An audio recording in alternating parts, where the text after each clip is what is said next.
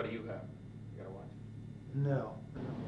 This is Stanton Friedman. I'm a nuclear physicist with a very strong interest in flying saucers. I'm in Kansas City, Missouri on July 24th, 1991. I'm here to do an interview with Gerald Anderson, a very important witness with regard to the recovery of a crashed flying saucer in New Mexico in July 1947. We have just had a visit with a polygraph examiner who says he has seen no evidence of deception. This is after spending several hours with myself and Gerald, mostly with Gerald. A full report will be forthcoming. So with that, we will talk to Gerald Anderson.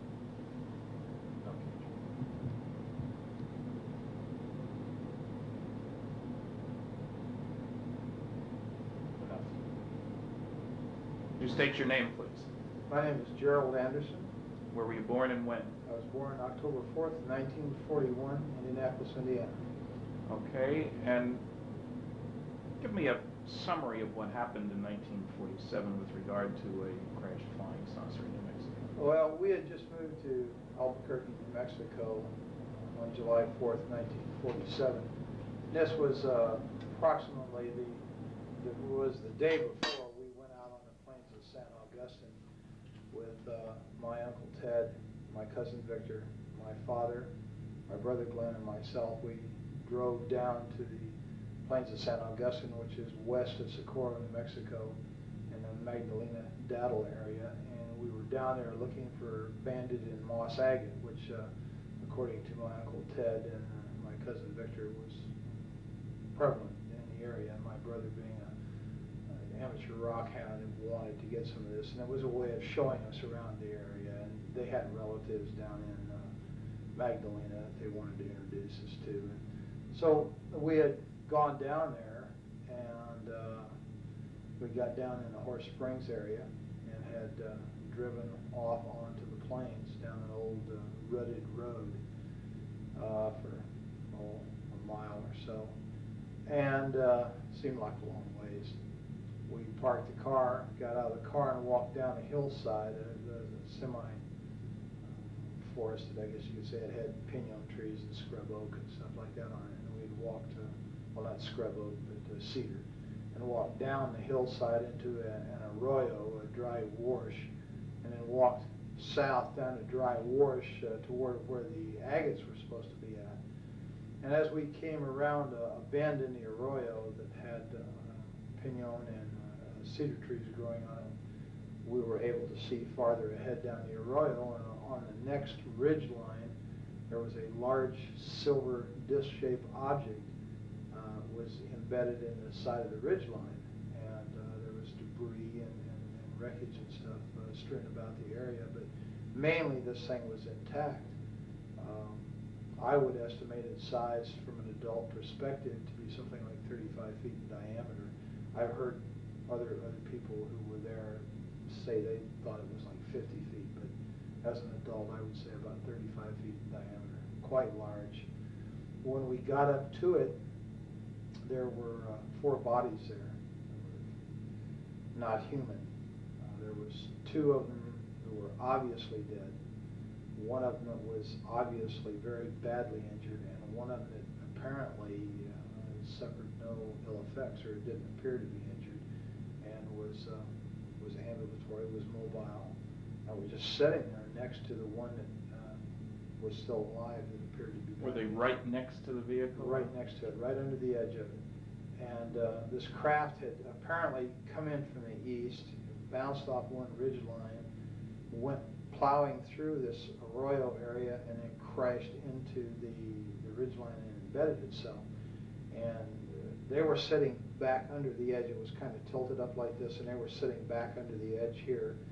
And I'm assuming that this one creature that was all right had laid this material on the ground, but it looked like unrolled tinfoil that these other 3 creatures were laying on, like it was trying, like you do a person in shock, you put them on a blanket, kind of a thing.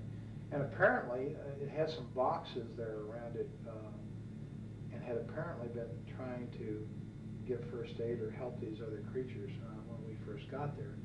And as we approached the creature, drew back like this, like it was in fear of us, like we were going to hurt it. And it wasn't very long, you know, in trying to communicate with it, the adults were. It seemed to calm down and just sat there and kind of looked back and forth, watching them, apparently trying to figure out what was going on. Like, what did it look like a little bit more? These creatures, all of them were about 4 foot tall, 4.5 feet tall. They had very large heads that were shaped larger on the top, and they kind of tapered down. Not to a real sharp point, but just tapered down where they were thin. And they had very large, oval-shaped or almond-shaped, I guess you could say, black eyes. They were so shiny, they had almost a bluish tint to them when the light reflected off of them. Their skin coloration, I think the best way I could describe that is kind of a bluish tinted milky white. It looked like someone in shock. And the ones that were laying on the ground were really looked more that way, more blue, How about ears, nose, mouth? No, there was no visible ears on the creatures, except like if you was just to cover your ear like this, to where there was just a rise there and then a hole, without your earlobe and the rest of the ear there. How about nose? It was the nose was very small, almost imperceptible, and just like 2 holes straight in, and the lips were just a straight line. It was like a cut, and you couldn't see any visible lips like we have. It was just a slit, and What it hair never color? made a sound. Pardon? What hair color? There was no hair. They were completely bald. And no sounds? I never heard a sound of one, not out of any of the creatures, including the one that was. Did you see fingers? Yeah, they had fingers like this. They didn't have a little finger. They just had the thumb, had 3 extra digits, except the center digit was longer, and the other 2 were about the same size. They were very long and slender. They looked very delicate, and I've made the statement before, and I'll make it again. I think they would have made excellent violinists because of the structure of their hands. They were wearing one-piece suits. All of them were dressed exactly the same, and it was sort of a real shiny, silverish gray color. No zippers, buttons? No, I saw no zippers, no buttons. Insignia? No insignias. The only thing that was different, they all had this, but the only thing that was different from the silvery gray suit was that down like the seam on it, like it was a seam on the shoulder, and around the collar it was trimmed in what appeared to be maroon, like cording. Then the suits were continuous with their footgear. You could see right about this area down, it seemed to be less pliable than it was up here, like this was a stiffer area, like they were boots or shoes or something. But they were all dressed exactly the same. Okay, so you and your family are talking back and forth, wondering what was going on. What did your family say? I mean, did anybody say anything? Yeah, my brother, one of the first remarks I heard made was, that's a goddamn spaceship.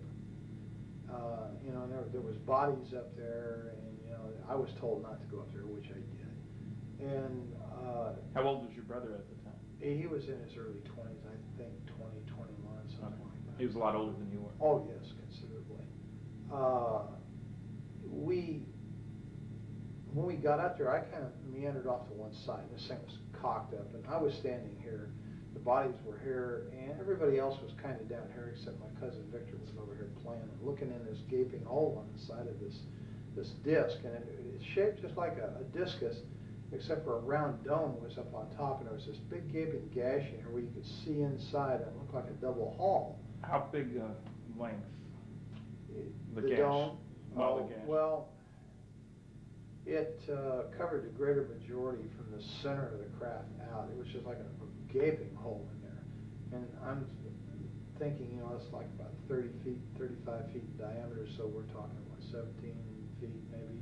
Uh-huh. And most of that one side was ripped open like that. And you could see inside, and you could see another double hull, like in there, and there was these rows of components that was on there, and there was lights that flashed on and off. Some of them were steady, some were flashing. There was a lot of debris and stuff hanging out of the hole. There was evidence that there had apparently been fire. It looked like it had been burnt along the edge there. The gash. Now, this wasn't a gash that could have been caused by the thing coming into the ground. It wasn't at the leading edge of the vehicle. No, this was in the side, like, it almost appeared, it was elliptical. It almost appeared as if something the same shape as the disc we were looking at had hit that same, had hit the disc and left an imprint that pretty closely approximated the outside diameter of the disc itself. And it appeared to be caved inward. Okay. And kind of like, you'd hit it like this and just crumpled and caved in and ripped it open. Okay, so you're there, you take all this and everybody's mystified. What were the circumstances outside? Hot, cold? Very, very hot. Well, to me, being the first time in New Mexico and coming from back east, that dry heat was just like being inside of an oven. It was unbelievable to me. And that was the odd part about this thing. The closer you got to it, the cooler it was. And standing under it in the shade there, next to these creatures' bodies, it was like refrigerated air conditioning. And did you feel air coming out of this thing? Or no, it was just like it was ambient. And I remember reaching up and putting my hand on the side of it, and I think I was afraid it was going to hit my head because there was enough room for me as a small child, I was approximately the same size as these creatures to walk up under there and stand there, but I kind of did like that, put my hand up against this thing. What did it feel like? It was ice cold. It felt like it just came out of a freezer. Was it smooth? Was it rough? It was very smooth. It had a very smooth texture to it. It was obviously made out of metal. It was very solid, and it was very cold, ice cold. And there was a smell in the area. It smelled volatile, acrid, like acetone. And that seemed to be coming out of that gash, that smell.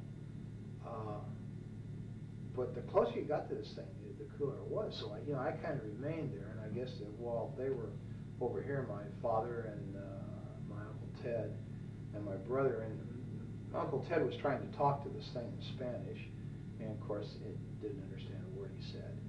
And Dad tried to talk to it, and then they tried, sign language, and that didn't work. And I don't know, for some reason, I just, I reached down and touched it, this one that was laying next to me.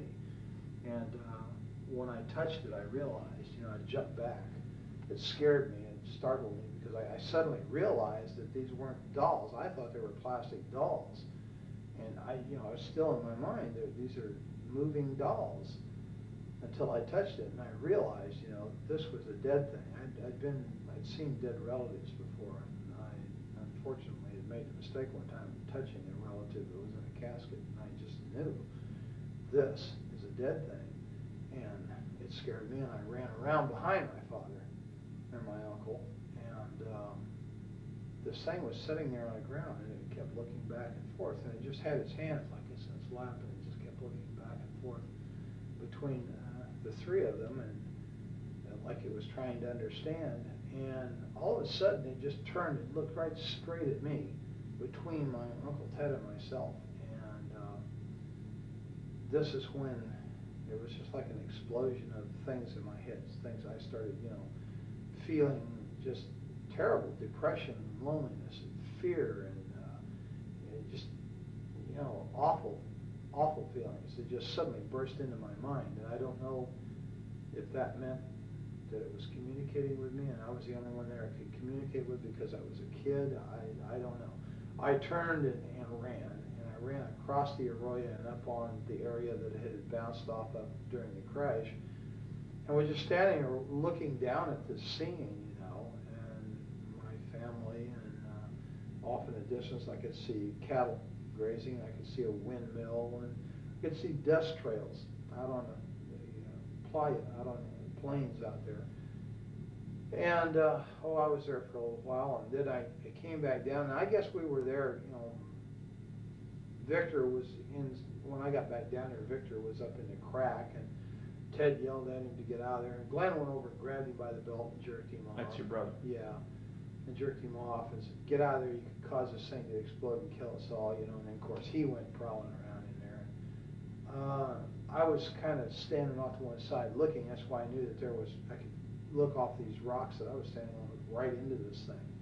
That's why I knew, about the lights and the components and stuff. And then, I heard other people talking, and I turned, and there was a group of people coming up the Arroyo from out on the plains from the south. They had come up there, and of course they walked up and was talking. And how many? There was an older man and 5 younger students. Boys, girls? There was 3 boys and 2 girls, and they were all, introducing, talking to my father and my uncle and my brother. What did the older one look like? The man. leader of this group, Yep. the man, he was a very tall man, very big man. He was wearing a pith helmet when he first came up, one of those kind of explorer helmets.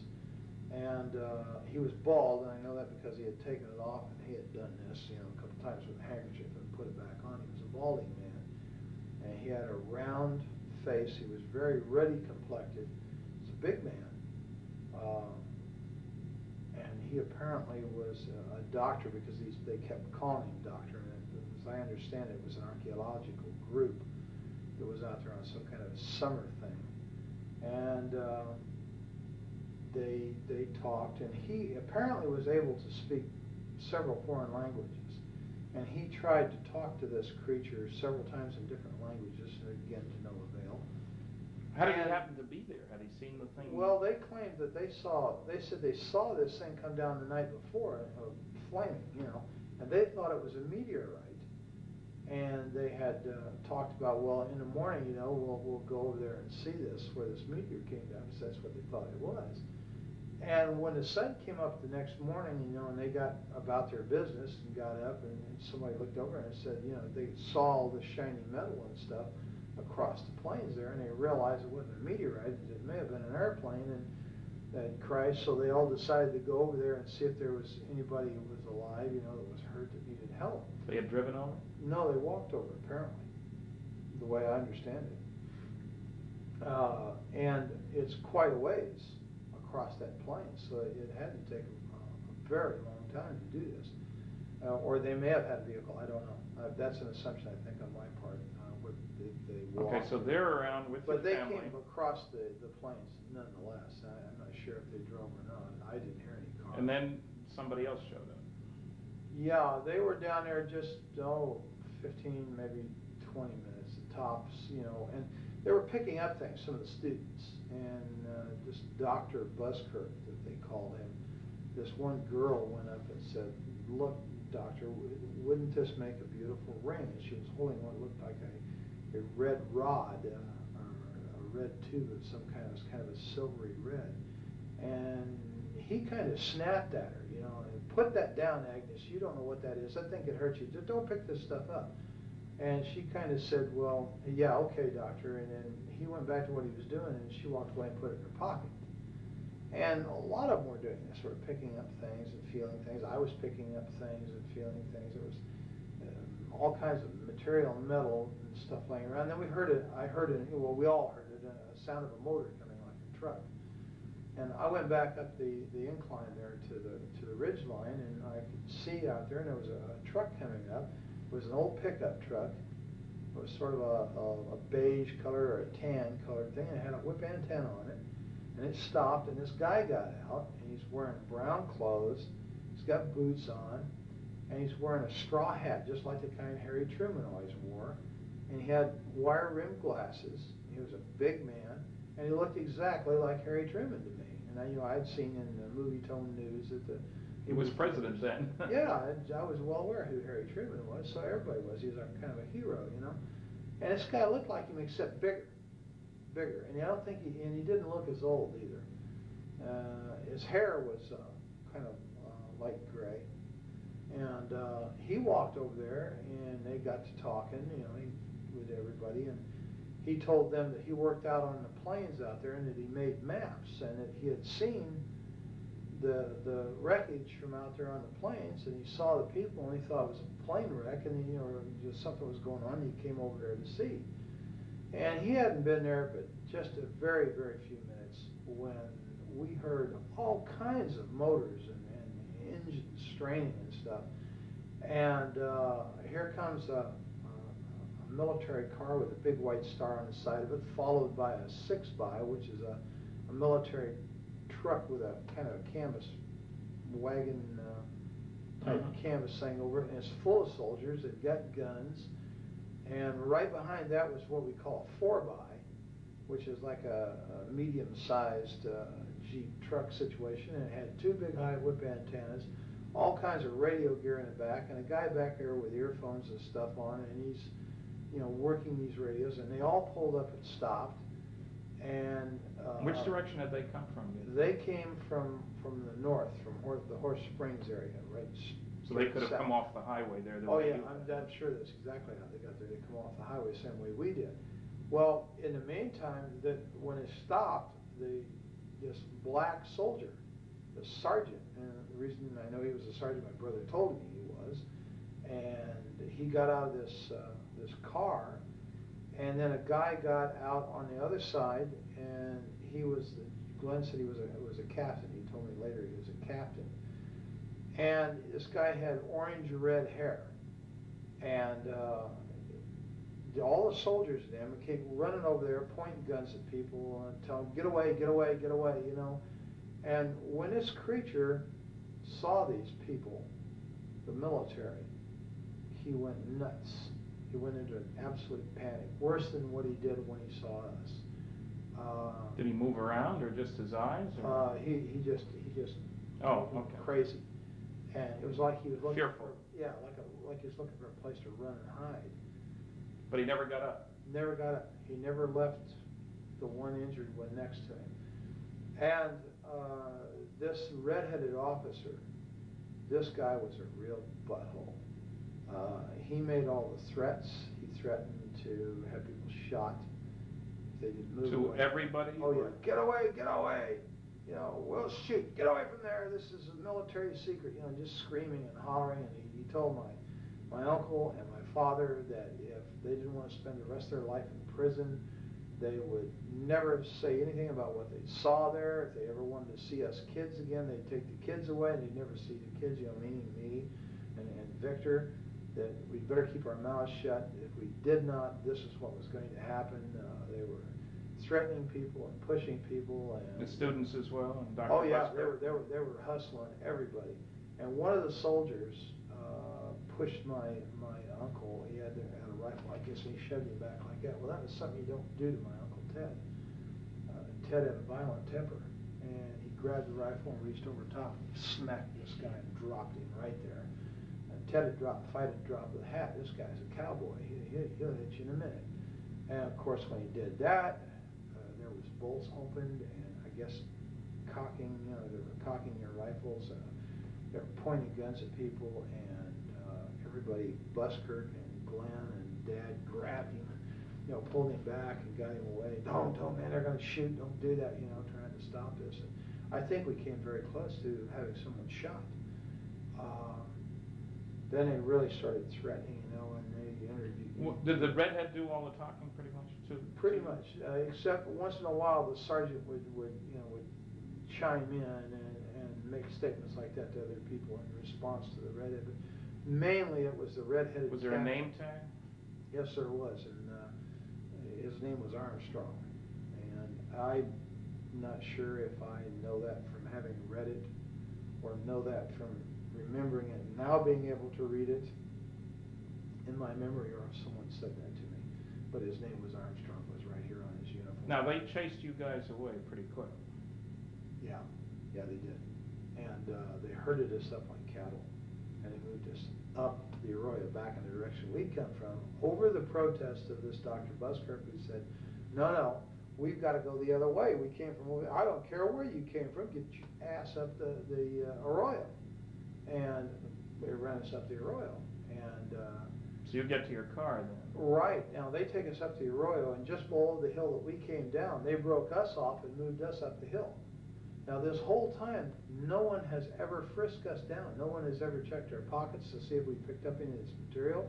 And this girl, Agnes, still has that stuff in her pocket, and some of the other students had stuff.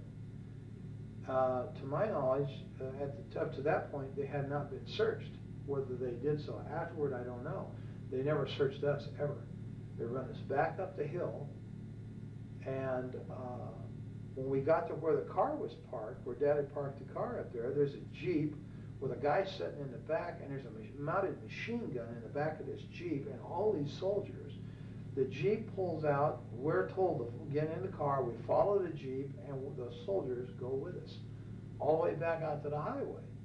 When we get back out to the highway, they set us right there. They wouldn't let us out of the car, they wouldn't let us move forward. I don't know whether they were making a decision or what. When we got out to the highway, this place was absolutely full of military personnel, military equipment. There was airplanes sitting out there that they had landed on the highway. Did you see any airplanes when you were back at the site? Yeah, there was airplanes in the sky, but nobody thought much about it. You know, I didn't think anything about it. I was used to airplanes being in the sky, having, you know, been raised in Indianapolis, Indiana, the home of the Nordum bomb site. You know, the sky was always full of military aircraft. I never thought nothing about it. And when we get back onto the highway, there's observation aircraft, you know, high-winged aircraft, and there's one, what I know now to be a C-47 sitting there, and how we didn't hear that land's beyond me. And how he landed, well, of course, I guess you could land if you're a good pilot out there, because there's no telephone poles or anything. And it was, they had tore the fence down on the north side of that highway, and all this equipment was setting back up there, and that plane was up there, and they were taking stuff out of the plane. There was military ambulances, and there was trucks with wreckers, cranes on them, and there was tankers, like maybe had fuel or water in them. There was just, everywhere you looked, there was military. And a major recovery operation. Yeah, it looked like an invasion force. It really did. And they were all wearing these light khaki uniforms. They didn't look like, you know, olive drabs. They were light khaki, and they all had the same patch over there, that kind of blue funny patch with the circles on it was on their shoulder. And Did you have any clue as to where they came from? Did your brother or your uncle? No, I don't know where they came from. I don't think anybody ever ascertained that. There were a lot of them had MP patches, and some of them were wearing nightsticks off of these webbed utility belts. They had nightsticks, and they had 45s and holsters, you know, the automatics in a full holster. And these were the people who were given most of the orders. They had the road barricaded off out there, and we sat there for a very long time, and, you know, we were getting thirsty and everything, and we asked, you know, if we could go back to Horse Springs and get some water. Oh, no, you can't go through there. And right after that, they said, no, you just turn around and you head out of here now, and you go to Socorro, and this is a redhead again, you keep your mouth shut, just keep going, and don't look back. Well, as we drove away, you know, Dad and I said, hell with it, we'll go to Magdalena, we'll get water in Magdalena, you know, because that's where John Trujillo lived, their relative with Ted. And so as we drove away, I was looking out the back window, and I could see Dr. Buskirk and these kids, and that guy that got out of the pickup was standing there, and this Dr. Buskirk was doing just like this in this red-headed officer's face, and he kept pointing back behind him. And I guess that meant, you know, we got to go back that way, and he was fed up with this guy or something. He was shaking his finger in his face while they were yelling at each other. And that's pretty much the last I saw of the whole situation. I don't know what happened after that, because we just kept going. Did you get home before dark? Oh, yeah, it was before dark. Of course, it was in the summertime, so it didn't get dark until way late. And we stopped in Magdalena very briefly, and, you know, and then just kept going. And the adults were really funny, you know, they were really scared. And I had very rarely, you know, well, of course I didn't know him that well, but over the years I knew that Ted was not much of a disciplinarian. He really didn't discipline the kids that much. But he really knocked the fire out of old Victor. Victor wanted to talk about what we just saw. He just saw him. Ted kept telling him, shut up, don't talk about it. Nobody's talking about this. Finally, he just turned around and knocked the living hell out of Victor for shooting his mouth off. Did Ted work at Sandia then? Yes, he did. He did something out there in the technical area. I don't know. Had a clearance? Yes. And later your dad worked out at Sandia? Yes, he did. Security. And he worked there for years. Until he retired? Until he retired. And Dad had some very high clearances. Okay. When we got home, we Mom was over at Uncle Ted's house, and Mom perceived instantly that something was wrong. I said, "What's wrong, Glenn?" He's again, and then they decided they'd tell him. Well, when they did, then of course Isabel, oh my God, you saw demons, you saw the devil, because Isabel was Ted's wife? Ted's wife is a devoutly religious Catholic person who thinks anything that isn't a vision of, say, the Virgin Mary or of Jesus is quote-unquote demons, and that's what we saw. And of course Ted, oh God, he just put her off.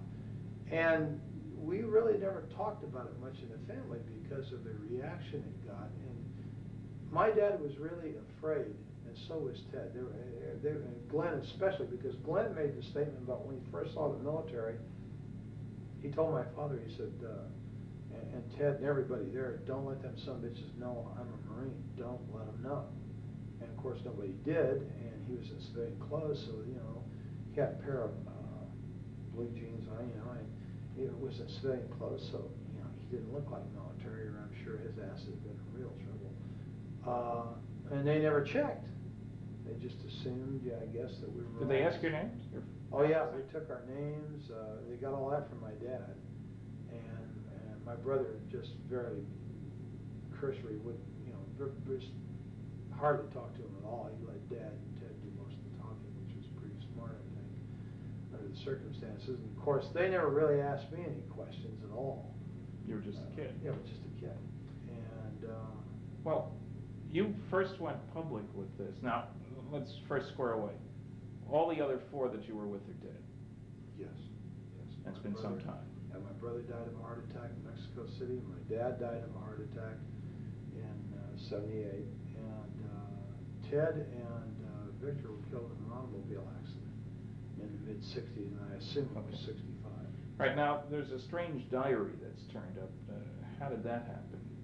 Well, when I went to my father's funeral in 1978, a lot of Dad's personal belongings were given to us boys. You didn't live in the area at the time. Oh, no. You'd gone off to the military. I've been in the military, and subsequently, on return from the military, moved to Colorado immediately. And your dad had remarried a couple of times. Oh yeah, this was so Dad was on his third wife, and his personal belongings and stuff, were kind of given to my two brothers and myself. And my cousin Valley Jean was there at the funeral. That's Ted's daughter. Yes, and she came up and was talking to me, and she said, "Here, you were there. You need to have this too." And she handed me these photocopies. And at first, I thought, well, what is this, Dad's diary? She said, no, it's my dad's diary, but you were there. You need to have this. And then it dawned on me what I was looking at, and because I read a little bit of it. And so I said, yeah, okay, and I didn't want to talk about it at the funeral because Roz's side of the family, God bless her. That's your dad's third wife. God bless her, I loved her. But they were very religious, and they would have viewed this exactly the same way as Isabel had, as evil. And I really didn't want to have any problems with them. We were kind of on shaky terms. We didn't see eye to eye religiously, so we're not quite good. Well, you're active in religion now, aren't you? Oh, yes. You're a deacon in the Episcopal Church? Right. Okay, that means you actively participate in Well, service. yeah, lay Eucharistic ministry. Okay. So I actively participate. I serve on the altar. What do you do for a living now? I'm a security officer in the state of Missouri. And you've been doing police sort of work for several years now? Oh yes, it's about 9 years all told. And you also are going to college to be a nurse, and you've already got a couple of associate degrees from community colleges. Right, yes.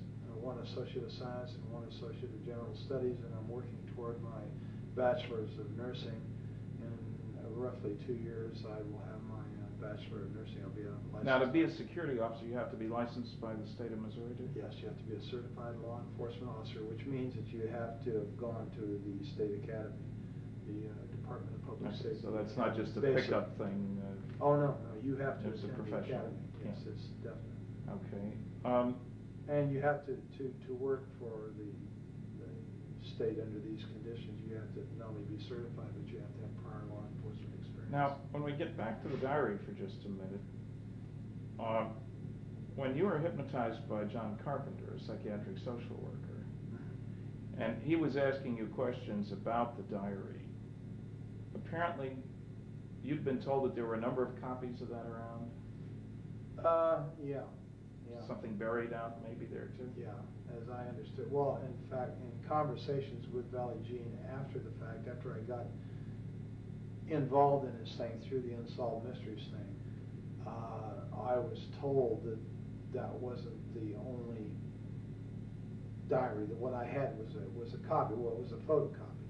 Okay. And that there were a lot of these copies around, and apparently Uncle Ted or someone had put these out through different people in the family and friends and stuff for reasons, I don't know, to keep them from getting lost or something like that. Okay, now when I asked you for the original, you contacted who? Well, yeah, Valley Jean. That was Valley Jean, okay. Right. She was in a convent. Right. And she was reluctant to do anything. You had to call a number of times, as I recall. That's correct. And you talked to the bishop? Somebody talked to him? Yeah, I talked to a bishop. And he convinced her to send the stuff to me? Yes, apparently. Okay, because I got it directly from Colorado with a cover letter that strongly indicated that she didn't want any more to do with this. That was part of the agreement.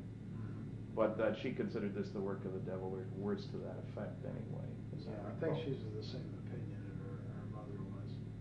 Okay, It so was the work of the devil. And you see, all I ever had of this was the photographic copies that I had showed you originally.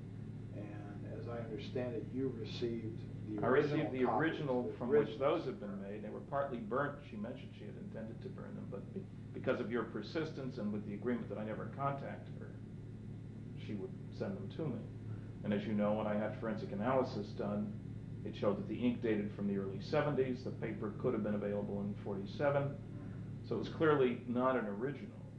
But it was also done before there was any publicity about this case. Anyway, because I know I was the first one to get involved. Exactly.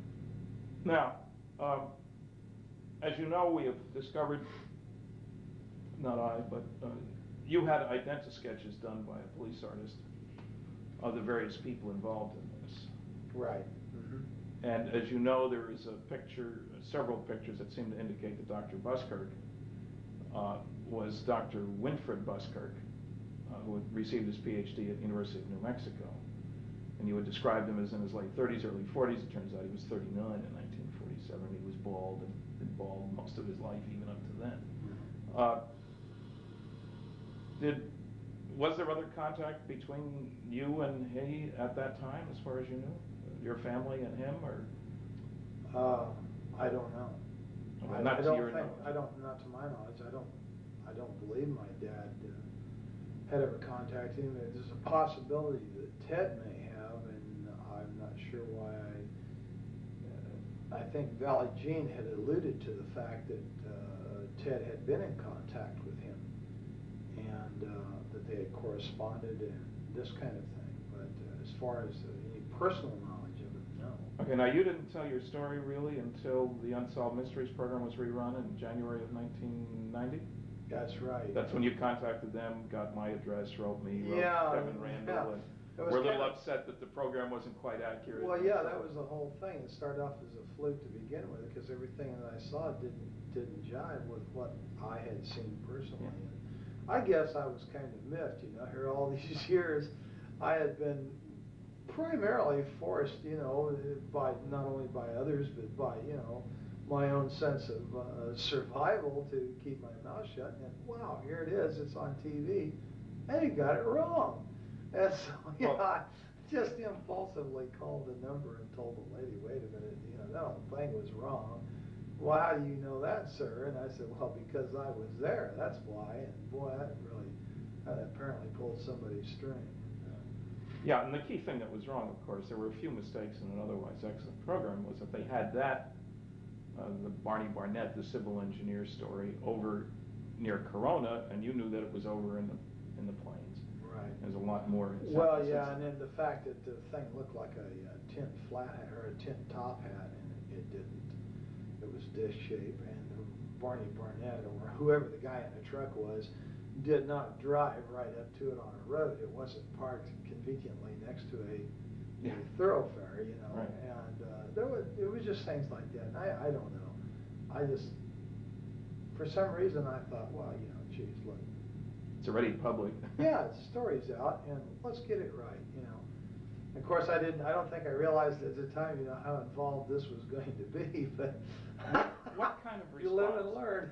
Now, I got you together with John Carpenter, the psychiatric social worker, and you guys had several sessions, and then we flew out to the site. You're reasonably convinced now that the second time around out there we did find the exact location. Yeah, the first time in, you know, it was like 43 years. And we're in a helicopter, which you would never... I was in the air this time, and the last time I was underground. And so, you know, the landmarks were a little confusing. I was positive I was in the right place. But until we actually got on the ground, John and I, and retraced the route in there that we had come in the car, I wasn't absolutely sure. There was two ridge lines there, and I wasn't really sure of which one it was. And I had the feeling that the first one that I had pointed out was the correct one, but once I went in on the ground on foot with John, I knew instantly that it wasn't that one, it was the other one, and I'm absolutely positive that that's where I was at. There's no question in my mind. And you will recall that you described the woman who sold you the pop on the way in? Right. And we found the older woman there who said that was exactly what she looked like. That's right. And I'll never forget that lady because I had it with the heat. I'm telling you. Back seat of that 40 Plymouth, down those dirty old roads and stuff, and for mile after mile. And of course, my dad was one of these kind of people. When he got in a car, it was point A to point B nonstop. I don't know why. He just never stopped to smell the roses along the way. And so, you know, I was pretty sad shape, and yeah, I remember that lady quite well. What kind of response have you had? You went public. I mean, John talked to a newsman. You both talked. He called me. In the Springfield newspaper, paper carried a very straight, very large article, and that got spread around by lots of people. So suddenly you're a celebrity, if you will. What kind of reaction from the people who knew you on campus where you worked, your friends? Oh, very, very few negativists. There's the noisy negativist, you know. We have those. But in general, generally supportive. 99% of the people were incredibly supportive. Only one professor at the university was of the negativist type that was vocal about it. Everybody else is just 100% supportive. Okay. The majority of these people are absolutely convinced, even without this story, that extraterrestrial life forms exist and that the people are flying around out there and moving between systems and stuff. And it's just an unbelievable amount of support. You didn't lose your job. Oh, no. Your boss didn't give you a hard time. Absolutely not. In fact, I think I can publicly say that my boss is extremely supportive because he is a avid ufologist himself. He's fascinated by the subject, and you won't have any problem convincing him either. And my boss has a master's degree. He's not someone that's untrained observer that's given to hallucination. Most of the people who are the most supportive of me are people with very high educations, very, very solid education, very solid, upstanding degree people, not given to hallucination. You attended a UFO conference with John Carpenter, and he gave a paper, I guess, and introduced you. Sure did. And you've got a response from that audience too. Yeah, 100% supportive. I was really quite relieved and made very, very welcome. And, well, you've been interviewed by a number of other people. Linda Howe, working on a documentary and so forth, seems to have brought the story. Now, how much contact did you have with Kevin Randall? A very brief telephone call. I came home from work one day and there was a message on my answering machine, and as you well know, I have a tendency to be hard to get a hold of. Yes. And he'd left his number, and of course I had his address and and yours, and I had sent cards to both of you and something to the effect, if you want to know what really happened out there, call me. Yeah. And he had called and I wasn't there, and he had left his number, so I returned his call. Now, I talked to him very briefly. primarily because I didn't like the man's attitude. I don't feel comfortable with people who call other people liars and charlatans and phonies and say that they rig their research to make it come out the way they want. And when someone starts telling me this kind of thing, then the first thing I want to do is I want to get away from them. And this is exactly what I did. Now, I understand that this man claims that I talked to him for 2 hours and that he has a 2-hour tape of one contradiction after another of me, and that's not quite true. Okay, there's been no other contact with him? No other contact. I won't give the man the time of day. Okay. And has any other investigator, any of the noisy negativists approached you directly? no, none at all. The only other investigator is you yourself, or Don Berliner, and Bob Bigelow, and John Carpenter. Okay. And of course, you're quite familiar with our involvement. And you agree that on that first trip to the plains, it was you, I, Bob Bigelow, and a pilot in the helicopter? Yeah, Joe Channing, the pilot, was in the front seat on the left side. I was in the front seat on the right side. You were directly behind me. No. You were directly behind the pilot on the left side, and Bob Bigelow was directly behind me on the passenger side. Right, and then we met up eventually with Don Berliner and John Right. Carpenter, They and we were spent at- the next 3 days They together. drove to Daddle. They drove the Jeeps and stuff to Daddle, and were waiting for us at Daddle when we landed in the highway island out there. Right, and as you recall, where did we refuel the helicopter? Springerdale, Arizona. Because So we it's not flew to far the to site. Arizona, that's the Oh, point. no, it was just a matter of a few minutes, actually, 25 minutes maybe at the max, west of where we were located. All right, I think we may pick this up another time, but I think that'll do us for now. I really appreciate the time and trouble and effort and all the rest of that, and on to bigger and better things.